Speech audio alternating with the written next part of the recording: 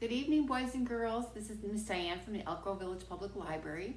We just learned a little song about the water cycle, and now we're going to have an experiment about clouds, part of the water cycle. So what you need for this experiment is water, a clear plastic cup or a clear jar. You need shaving cream because it looks like a cloud, and food coloring. And here's the food coloring, and you can use whatever color you want. First thing you do, boys and girls, is fill your cup, your plastic cup up with about 3/4 full.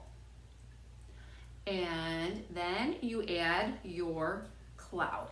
I'm gonna shake this up. And I'm going to put it right on top of the water, just like this. See how fluffy it is? Clouds are very, very fluffy.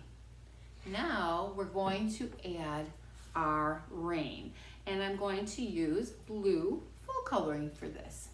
I'm going to take the blue full coloring and I'm going to put it right into the cloud. Actually, I think this turned green, not red. Oh, not blue, but green and blue. And as you can see,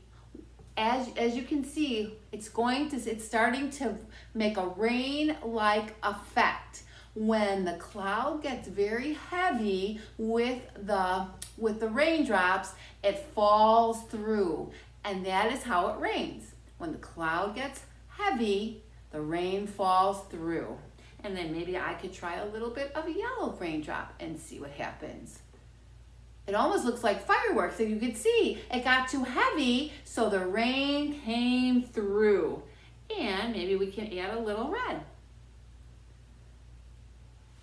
The cloud is way too heavy and it's not holding the raindrops, so it's making a rain-like effect. It's very easy, boys and girls, and you can do this at home, and it's a very cool experiment. Thank you for joining us, and have a great weekend. Bye.